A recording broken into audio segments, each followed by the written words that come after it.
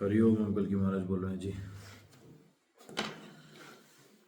आने वाले समय में भीषण रोग, बुरा समय जो 26 में आ रहा है, विश्व युद्ध का साथ किस प्रकार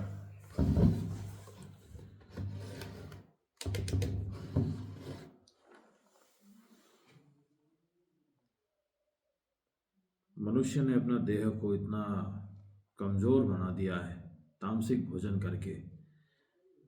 present generation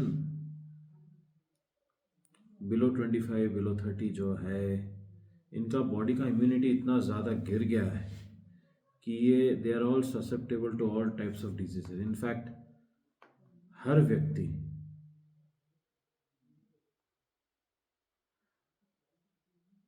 open to all types of pollution Bharat में। दिल्ली की तो पूछो ही मत आप। प्रलयकारी स्थिति सहित मेडिकल इमरजेंसीज, हेल्थ केयर इतने भयानक स्टेट में है कि सोच के ही एक भय बन जाता है मनुष्य के मन में कि if we end up in hospital, पता नहीं वहाँ से और कौन से रोग आ जाएंगे। तो इस वीडियो में हम जल्दी से समरी बता दे रहे हैं कि हम आगे में जो भीषण बीमारी आने वाली है उनके ऊपर बात करेंगे, जो अभी आ ही रही है और ये ब्लॉसम फैलेगी बुरी तरीके से, एक उस पर बात कर रहे हैं। दूसरा एंशिएंट रीजन जो छुपा दिया गया है उस पर, इसके ऊपर तो पूरा हम बात नहीं कर सकते, बस स्टिल एक आइडिया ओवरव्यू दे देंगे। नेक्स्ट वीडियो में हम कोशिश करेंगे इसको कवर अप करने की। और साथ नेचुरल डिजास्टर्स और क्या स्टेट चल रहा है अभी विश्व में नेचुरल इवेंट्स का, वो भी हम शेयर करेंगे। देखिए, पहले तो हम रोग पे बात करते हैं। न्यूरोलॉजिकल बीमारियां सबसे खतरनाक होती है जी, अपार्ट फ्रॉम कैंसर। कैंसर इस तरीके से फैल रहा है देश में जिसके आंकड़े कहीं भी प्रॉपरली स्टैटिस्टिकली लिखे हुए नहीं हैं। Every second day I am getting to hear new cancer cases, stage 3 stage 4 में डिटेक्ट हो रहा है। अब अगर पूछते हैं कि वाई लेट डिटेक्शन, क्यों लेट हो रहा है, क्योंकि स्टेज 3 स्टेज 4 में ही ऐसे सिम्टम्स क्रिएट होते हैं बॉडी में कि मनुष्य को समझ आता है कि कुछ गड़बड़ है बॉडी के साथ। तो वो टेस्ट कराने जाते हैं, बायोप्सी में पता चलता है कि बॉडी कैंसर हुआ है।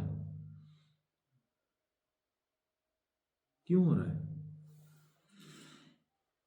अगर आप पूछे इसका कोई क्योर है, क्योर तो छोड़िए, कॉज बता ही नहीं पाते हैं। सीधे कॉज पे इंपॉर्टेंट बातों पर आते हैं ना। कॉज क्या है हम बता रहे हैं आपको, सीधा सीधा कॉज। किसान को पूछो कॉज, वो बताएगा। समझ गए आप? वेजिटेबल्स घर में जो आप ला रहे हो, बच्चों को खिला रहे हो, इम्यून सिस्टम पूरा गया काम से। वैक्सीनेशन जिन्होंने भी लिया है ये फाइट नहीं कर सकता इन पेस्टिसाइड, रूट पेस्टिसाइड से बनाए हुए वेजिटेबल्स को ये पाचन नहीं कर सकते। बॉडी में इन्वेजिव पैरासाइट इन्फेक्शन होगा, इसको ही कैंसर कहते हैं। पैरासाइट का इन्वेजिव इन्फेक्शन जो फैलता है, जो बॉडी को अंदर से खाता है, ये होता है कैंसर। ये वेजिटेबल्स से आ रहा है, फ्रूट से आ रहा है, जो आप मार्केट से लेते हो जिन पे पेस्टिसाइड स्प्रे होता है। इसको अवॉइड नहीं कर सकते आप यदि आप मार्केट से सब्जियां खरीद रहे हो। गोभी, पत्ता गोभी में सबसे ज़्यादा मात्रा होती है आलू के साथ, प्याज के साथ। प्याज को अगर आप देखोगे, अनियन के ऊपर में ब्लैक स्पॉट्स हो जाते हैं जी, ये बहुत हानिकारक होता है। कार्सिनोजेनिक ब्लैक स्पॉट्स होते हैं ये अनियन के ऊपर में। अनियन को खोलते हैं लोग, तामसिक तो होता ही है, हमने बताया। ब्लैक स्पॉट्स होते हैं उसके ऊपर, देखना उनको हाथ से आप रब करोगे तो मिटेंगे। उसी के साथ मनुष्य भोजन सेवन कर लेता है। आलू के ऊपर भी आपने देखोगे वॉट इन्फेक्शंस होते हैं। आलू के ऊपर ऐसे छोटे छोटे ग्रोथ होते हैं, कभी देखा है आपने पोटैटो के ऊपर में क्या होता है? ये सब तामसिक भोजन है। आलू, प्याज, लहसुन, लाल मिर्च, ये सब तामसिक में आ गया। ये मनुष्य खा रहा है सुबह से लेकर रात में, ये ही खा रहा है। चाय, कॉफी तो गला ही रहा है अंदर से। अभी तो यंग जनरेशन को आदत हो गई है इतनी ज्यादा कि वो दिन में 2-3 बार चाय पी लेता है। यंग जनरेशन की बात कर रहे हैं। चाय कॉफी करता क्या है अगर आप उनको पूछोगे, आपको भी पता है। ये एसिडिक बनाता है ब्लड को, बॉडी की हीलिंग टेंडेंसी को कम कर देता है, बोन को ब्रिटल बना देता है बहुत ज्यादा, और मसल को वीक कर देता है, टेंडेंस को वीक कर देता है, और श्रिंक कर लेता है मसल्स को। मसल मास कम कर देता है, तो बोन को सपोर्टिव टिश्यू जो आवश्यक होता है स्ट्रेंथ के लिए वो कम हो जाता है। स्टमक के इनर लाइनिंग को खराब करता है, पाचन को खराब कर देता है, पूरे देह में असंतुलन ला देता है, अम्लता बढ़ा देता है, गैस एसिडिटी बढ़ा देता है, बहुत डेंजरस होता है। और ये ब्रेन तक चला गया तो न्यूरोनल डिजीजेस होती है, न्यूरोलॉजिकल डिजीजेस होती है। ये एसिडिक ब्लड ब्रेन में गया, न्यूरॉन्स को मार देगा, कोशिकाओं को खत्म कर देगा। फिर अभी जैन एम्पायर ने, कली सरकार ने बाहर से जो काम कर रही है लोगों को कमजोर बनाने के लिए कि लोग विरोध करने लायक क्षमता भी ना बचे, गुलामी के पूर्ण शिकार रहे, इसके लिए बीमारियां फैलाई जा रही है।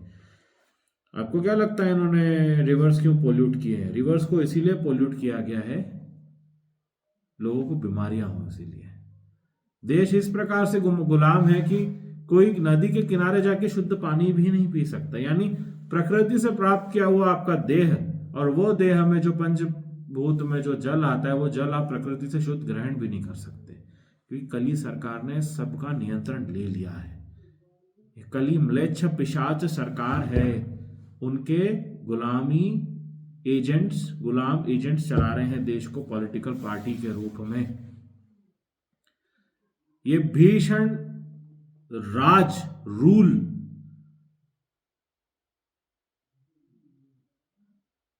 डेमोनिक रूल है, ये डेमोक्रेटिक नहीं, डेमोक्रेटिक पावर नहीं है ये, नॉट पीपल्स पावर, ये डेमोनिक रूल है, शैतान का राज है ये, जहां लोगों से सब नियंत्रण ले लिया जाता है, बेसिक रिक्वायरमेंट्स, बेसिक नेसेसिटीज का भी, उनको गुलाम रखने के लिए, कि वो पेयजल भी, आप किसी भी नदी के पास जाओ, आप ये एश्योरिटी से उसका जल नहीं पी सकते कि ये जल शुद्ध है। उसमें आपको पेस्टिसाइड्स, केमिकल्स, एफ्लुएंट्स, कार्सिनोजेंस के साथ आप ग्रहण करोगे, आपको डेफिनेटली कैंसर होना ही है। जब तक कि आप सोर्स से पानी नहीं पीते, झील से पानी नहीं पीते, झील की बात अलग होती है, बारिश का पानी जब तक नहीं पीते बात अलग होती है। तो इतना पोल्यूटेड जब सब कुछ हो चुका है, तो मनुष्य को पूरी षड्यंत्र है इनको कमजोर बनाने का, भारतीयों को, खासकर भारतीयों को ही। तो इसके कारण न्यूरोलॉजिकल डिजीजेस लोगों को हो रही है और होने वाली है आगे भयानक रूप से। कैंसर फटके हो रहे हैं, इतने हो रहे हैं, ये बता नहीं पाते लोग, क्योंकि एक स्टिग्मा लगता है कि कैसे बताए कि किसी को कैंसर है। सबसे भयानक बीमारी है, खराब बीमारी है ये। कितने केसेस हम सुना है। सबसे खतरनाक ब्रेन ट्यूमर होता है, हम बताए कौन सा? जियोब्लास्टोमा मल्टीफॉर्म, इसको टर्मिनेटर कहते हैं। अभी कितने केसेस हमने सुन लिए। ग्लियोमास होता है, उसके सेल, ग्लियल सेल्स फैलते हैं, इनमें पैरासाइट इन्फेक्शन होता है, वो मेश लाइक स्ट्रक्चर से ब्रेन को पकड़ लेता है कैंसर सेल। ग्लियोमास कहाँ से हो रहा है? ग्लियल सेल्स जो होते हैं ब्रेन के, ये कैसे म्यूटेट हो जा रहे हैं? म्यूटेशन कहां से आ रहा है? Where is it coming from? Pesticide जो स्प्रे करा रही है कली सरकार, बिकवा रही है कंपनियों द्वारा, म्लेच्छ कली सरकार की कंपनियां चला रही है, विदेशी कंपनियां हैं जो इसका व्यापार कर रही है और लोगों को बेच रही है। कितना भयानक बीमारी है ये, समझ रहे हो आप? देश में हो रहा है, ये फैल रहा है, फैल रहा है। पेपर, न्यूज़पेपर में थोड़ी दिखाने वाले आपको हॉस्पिटल के अंदर आईसीयू में कितने कैंसर के पेशेंट्स है, कोई दिखाने वाला है आपको? थोड़ा सा सोचिए, बुद्धि का प्रयोग करिए। जब पूरी सरकार चोर है, लोगों के चोर वोट चोरी करके बटोर रही है, झूठे आंकड़े दिखा रही है, सब कुछ खरीद रही है, मीडिया खरीद चुकी है, एडवर्टाइजमेंट्स के भरोसे झूठ फैला रही है, तो बस आपने सत्य के आधार पर कार्य करना चाहिए और देखी हुई, सामने निकली हुई वस्तुओं को ही विश्वास रखना चाहिए। ये मनुष्य की बनाए, प्रजा की बनाई हुई सरकार नहीं है, विदेश से चुनी हुई सरकार है, जो निजीकरण और कंपनी के मंगल के लिए बनाई गई है और उनके लिए काम कर रही है। और इनका एजेंडा ही है, डिजीज बर्डन देश का इतना ज़्यादा होना चाहिए कि लोग प्राइवेट मेजर हॉस्पिटल्स के भरोसे हो जाए और फार्मेसी कंपनीज के रिसर्च सब्जेक्ट्स बन जाए गिनी पिग के तरह। भारतीय गिनी पिग की तरह है इन बड़ी फार्मेसी कंपनियों के लिए, जिन पे लोगों पे, मासूमों के ऊपर टेस्टिंग चलते हैं। आपको पता है मेजर गवर्नमेंट हॉस्पिटल्स में, प्राइवेट हॉस्पिटल्स में इतने टेस्टिंग होते हैं बॉडी के ऊपर, क्यों किए जाते हैं? ये भारत में गरीब पॉपुलेशन, लाचार बेबस पॉपुलेशन के ऊपर टेस्ट करते हैं, ब्लड टेस्ट करते हैं, immune suppressant, immuno resistant drugs बनाने के लिए, ताकि लोगों को फार्मास्यूटिकल मेडिसिन के भरोसे किया जा सके,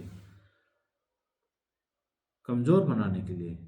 गुलामी का ये एक तरीका है। वैक्सीन की क्या बात करते हो, फार्मास्यूटिकल मेडिसिन में इतने मेडिकेशंस है जो लोगों को कमजोर बना देते हैं।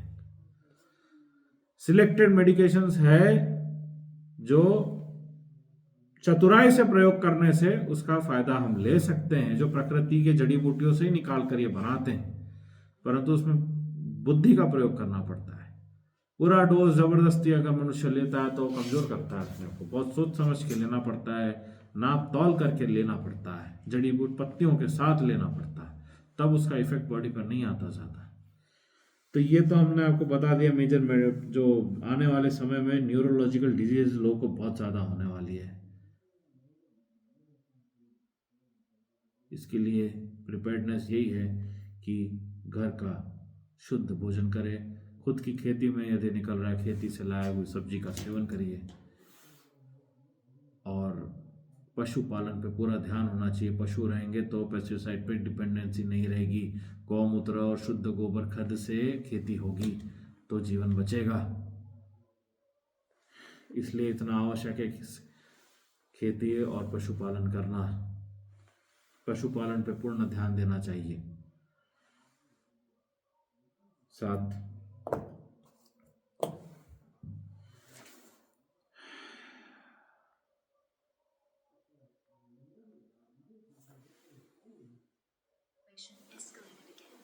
Now, the new 24-hour window shows 143 global quakes, with 118 of them in Alaska.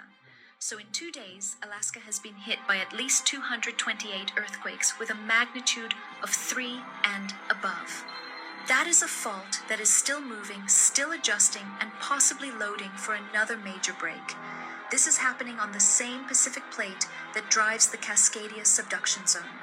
When you see this much motion at one end of the system, it raises real concern about the overall state of the plate, even if Cascadia has not broken yet. It is quiet for now, but it is part of the same larger story. समझ में आ रहा है आपको? Major Pacific belt में major earthquake and volcanic eruptions तो होने ही हैं, हो रहे हैं, शिफ्टिंग चल रहा है, प्रकृति भली प्रकार विनाश की ओर ले जा रही है। ये कई स्थान, म्लेच्छों का स्थान यूनाइटेड स्टेट्स को, यूनाइटेड स्टेट्स ऑफ अमेरिका, भयानक विनाश की ओर जा रहा है ये क्षेत्र। और ये 7 जापान में जो क्वेक हुआ रहा 7.6 मैग्नीट्यूड का, ये तो सब डिवास्टेड हो जाएंगे क्षेत्र, हम बताए हैं आपको। There is an earthquake happening on the west coast that almost nobody can feel. Seismologists call it a slow slip event. Instead of one big jolt, The Cascadia subduction zone unlocks a few centimeters at a time over days or weeks. The plates creep past each other in silence, and the only way we know it is happening is from dense tremor and GPS data. In northern Cascadia, these silent events repeat roughly every 12 to 18 months.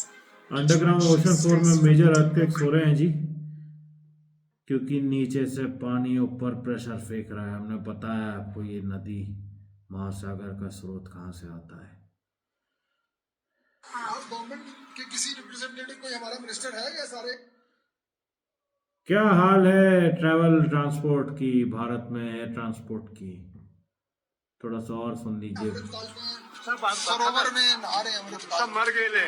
अमृतकाल कोई law and order है ही नहीं, कोई law and order कुछ नहीं है। और ticket कितने का दिया मालूम हमको? इंडियो वाले ने बम्बई टू दिल्ली का 22,000 का टिकट दिया। हाँ 22,000। आपने 22,000 रुपए पे किए हैं? पे कर रखे हैं अभी नहीं, 3 तारीख को बैग अंदर फंसा हुआ। हमारा बैग अंदर फंसा भी ये अकेले है ना, बोला ना बाबा दवा भी नहीं है। रिफंड तो बोलना 1 हफ्ता बाद मिलेगा। अब किसी को इमीडिएट जाना है, वो कोई अल्टरनेट ऑप्शन देखेगा, ट्रेन देखेगा या फिर और कोई ऑप्शन देखेगा, लेकिन 1 हफ्ते के बाद में रिफंड आएगा। हाई पे करके सब टिकट कटा, कोई 20,000, कोई 22,000, कोई 10,000 सब दे देकर टिकट करवाएगा। उसके बाद में तो एयर ट्रांसपोर्ट की इतनी गंभीर स्थिति है कि कोई इमरजेंसी में आप ये नहीं सोच सकते कि आज मेरे को पहुंचना है, आज टिकट निकाल रहे हो। आप एक्स्ट्रा पे करते हो, डबल 3 टाइम्स पे करने के बाद भी आप ये एश्योरेंस से सोच नहीं सकते कि 10 बजे पहुंचना है। यदि आज सुबह तो आप 10 बजे पहुंच जाओगे, 12 बजे कोई इवेंट में आपने रहना है, 2 hours before you will reach. नहीं, 10, 12, 15 घंटे लेट हो रही है flights. Infra collapse unprecedented Bharat में जो दिख रहा है, ये प्रलय, विश्व युद्ध, सारी स्थितियों के साथ मिल रहा है या नहीं, हमने बताया था।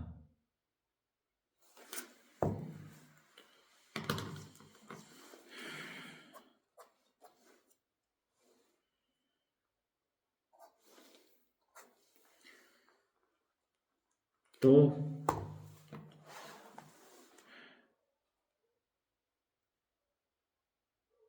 महाभारत में वर्णन है हमारे कि पांडवगण आ जाते हैं उत्तर क्षेत्र में, एकदम उत्तर क्षेत्र में जाते हैं तो उनको ग्रेट आइस वॉल दिखता है, बर्फ का पहाड़ बहुत बड़ा। तो वहीं पांडवगण रुक जाते हैं। वहां द्वारपाल होते हैं बड़े बड़े, जो उस आइस वॉल की रक्षा कर रहे होते हैं। महाराज युधिष्ठिर द्वारा भेजा गया होता है पांडवों को। पांडव सेना उनको कहती है, कृपया हमें अंदर जाने की स्वीकृति दीजिए। हम महाराज युधिष्ठिर के लिए काम करते हैं, भारतवर्ष की सेना है, हमें कोई नहीं रोक सकता। तो इतने में वो विशाल काय द्वारपाल होते हैं, टावरिंग माउंटेन्स। महाराज युधिष्ठिर का नाम सुनते ही उनको ध्यान आ जाता है, महाभारत युद्ध हुआ था। महाभारत युद्ध के बाद ये कैसे विजय हुए और उनके साथ कौन थे। ग्रेट आइस वॉल की द्वारे ये खोल देते हैं और अंदर वो जाते हैं तो देखते हैं कि एक नया समूह बन रहा था वहां कलयुग के लिए। वहां पे वो वेदों से, महापुराणों से, संस्कारों से अलग अपनी ही दुनिया बना रहे थे। अंदर साधना की कुछ ऊर्जा लेते हुए शुक्राचार्य के अंतर्गत सीमित वेद का ज्ञान लेकर उसे म्लेच्छीकरण में लगे हुए, ताकि कलयुग में वो राज कर सके। और साथ उनमें कुछ भारतवर्ष की रक्षा और भारतवर्ष की सेवा करने के लिए और सेवा देने के लिए भी कुछ नीच प्रजाति वहां पर थी। और वो भारत के संस्कार मर्यादा की रक्षा करने के लिए आगे के समय में, आने वाले समय में वे योग और शिक्षा ले रहे थे, जो आज के प्रेजेंट रशिया में, वही ज्ञान छुपा हुआ है, रखा हुआ है भारतीय वेद आर्य सेना के लिए, जो म्लेच्छों के विरुद्ध युद्ध करेगी आगे। यही रूस पहले टार्टेरिया का भाग हुआ करता था। ये बहुत एंशियंट हिस्ट्री का बात बता रहे हैं हमको, जो हम आपको जो मिटा दिया जा चुका है इतिहास से। टार्टेरिया पे बाद में आएंगे हम। ये वो स्थान था जहाँ पे एंशियंट आर्किटेक्चर भारत से लिया गया था, दिया गया था इन्हें, ताकि उनके मन में अध्यात्म रहे, शुद्धता कुछ समझे। थे तो मलेच्छ, भारत से दूर आउटकास्ट में आते थे, परंतु ये धर्म विजयी होता है, धर्म सर्वशक्तिमान होता है, ये जानते थे, और शुद्धता से, शांति से एक कोने में रहते थे और ट्रेड करते थे भारत के साथ। और वहां पे कुछ रहने वाले शांत स्वरूप आत्माओं ने कहा था कि पीड़ियाहीन क्षेत्रों में ऐसे होने चाहिए जो भारत की रक्षा के लिए तत्पर रहे, जो भी औजार और जो भी आवश्यक अस्त्र शस्त्र लगे, धातुओं के अस्त्र, अवश्य इन क्षेत्रों से भारतवर्ष की वेद आर्य सेना की रक्षा के लिए यहां से तैनात होने चाहिए।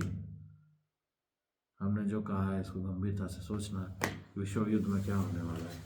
हर हर महादेव। अब हम चलते हैं। General signing out.